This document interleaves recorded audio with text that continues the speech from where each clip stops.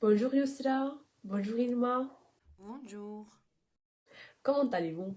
très bien. Très content et vous?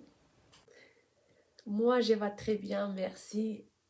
Je viens de découvrir que vous avez créé une nouvelle école bilingue au centre de Paris, n'est-ce pas? C'est comme ça.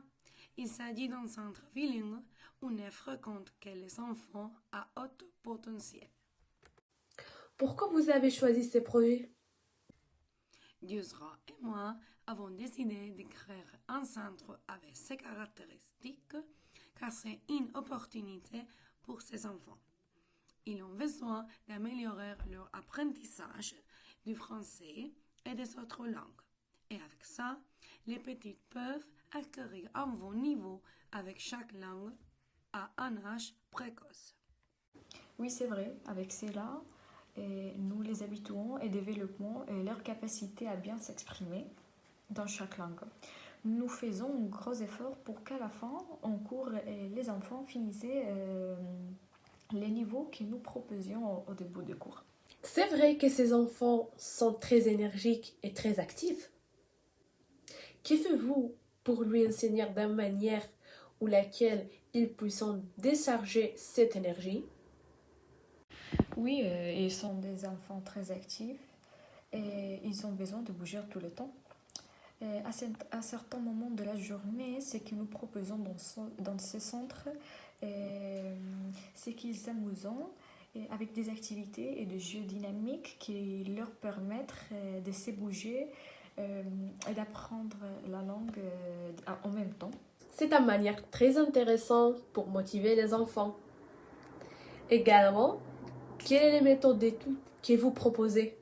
Nous proposons plusieurs systèmes d'études tels que la méthode Waldorf. Elle se concentre sur l'amélioration des capacités artistiques des enfants. En plus, on utilise l'apprentissage basé sur la pensée.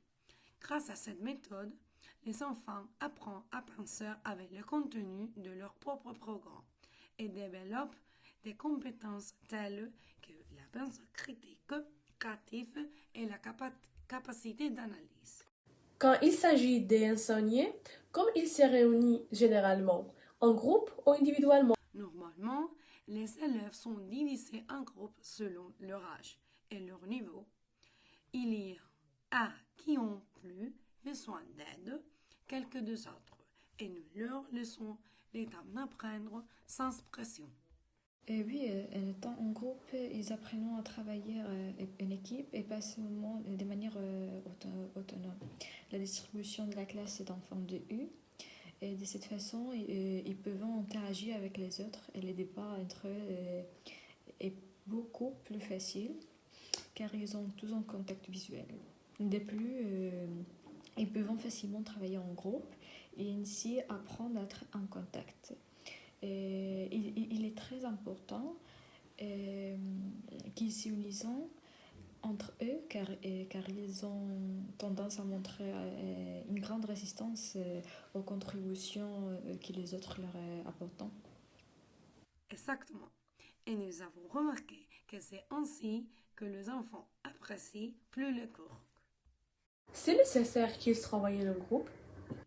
Ils ont besoin d'apprendre à travailler en groupe car la plupart des emplois d'aujourd'hui sont en groupe ou doivent faire partie d'une équipe. C'est très attirant.